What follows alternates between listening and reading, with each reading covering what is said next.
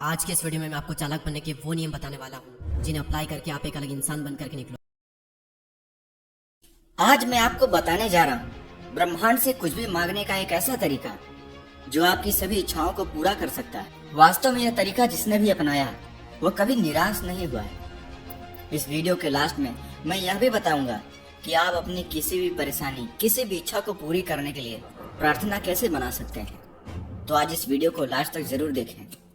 जब लोग मुझसे पूछते हैं कि क्या कोई ऐसी प्रार्थना है जो हर बार काम करती है, मैं उत्तर देता हूँ कि हाँ है।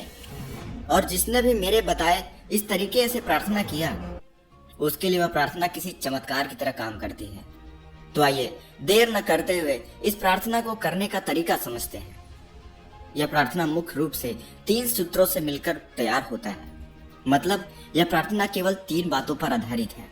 नंबर 1 आभार यानी ग्रेटिट्यूड, दूसरा है अनुरोध यानी डिमांड, और नंबर 3 है कार्यवाही यानी प्रोसीडिंग।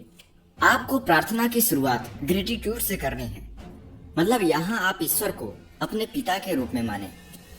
आप अपने माता पिता से कुछ भी इच्छा करते हैं, वह आपकी इच्छा को पूरी करते हैं बिना किसी सवाल के, और उन्हें बस एक थैंक्स बोलकर आपका काम निकल जाता है। आपको इस प्रार्थना को भी ठीक ऐसे ही शुरुआत करना है जैसे आप अपने पिता से, अपनी माता से बात कर रहे हैं।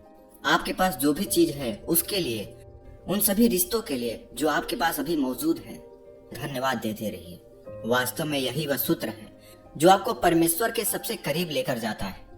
असल में हम सब भी ईश्वर की संतानें ही हैं, लेकिन हमें उनसे कैसे कोई चीज मांगना है यह भूल गए हैं। जब आप ईश्वर को आभार व्यक्त करते हैं तब आपका ईश्वर से कनेक्शन बनने लगता है। तब वह आपकी इच्छाओं को पूरी करने लगते हैं। आप उन्हें रोज आभार व्यक्त करते रहिए और उन्हें धन्यवाद देते रहिए। आभार व्यक्त करना यानी ग्रेटिट्यूड देना ब्रह्मांड के सभी दरवाजों को खोलने की चाबी है। अपनी इच्छाओं को पूरी होते हुए महसूस करना और उसके लिए ब्रह्मांड को, ईश्वर को धन्यवाद कहना चमत्कार की शुरुआत करना है। आपको सभी परेशानियों का हल इस ग्रेटिट्यूड से मिल जाता है। आपकी लगभग सभी परेशानियों का हल इस ग्रेटिट्यूड में छिपा हुआ है। उदाहरण के लिए आभार या धन्यवाद देना।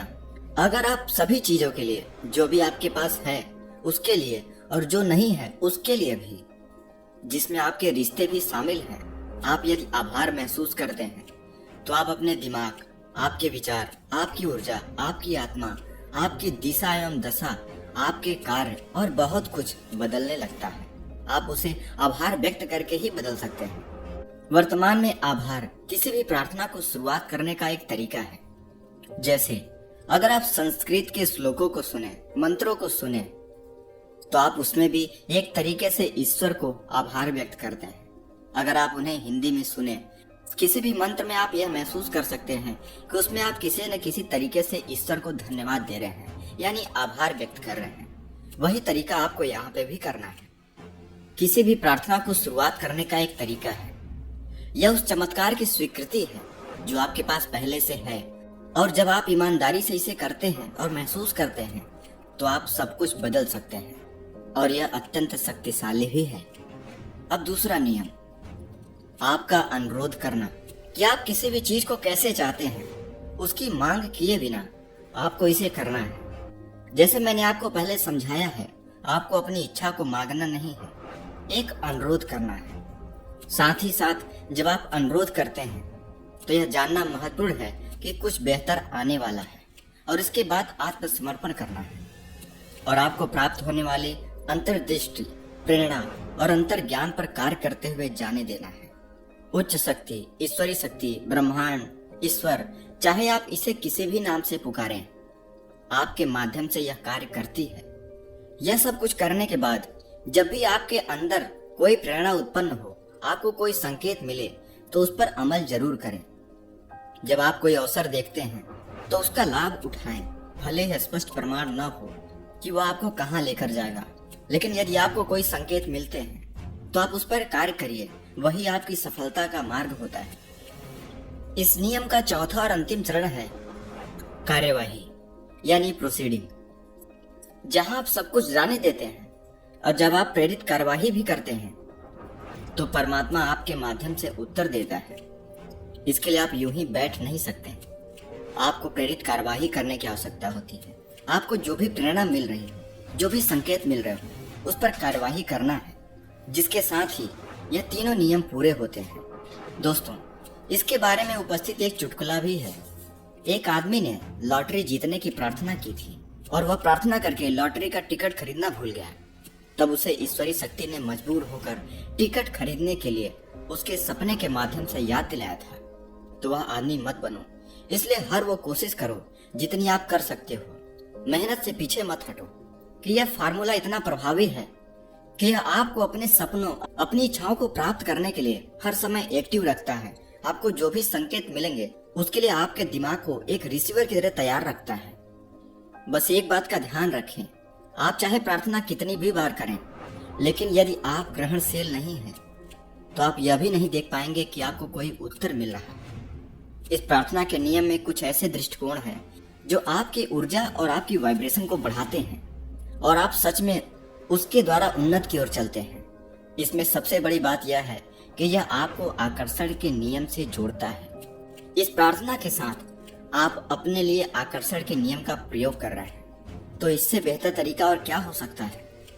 आप एक बात का ख्याल हमेशा रखिए कि आपके पास अभी जो कुछ भी है और जो कुछ नहीं है जिसकी आप इच्छा कर रहे हैं, उसके पूरे होने के लिए आज और अभी से ईश्वर को, यूनिवर्स को धन्यवाद देना शुरू करिए।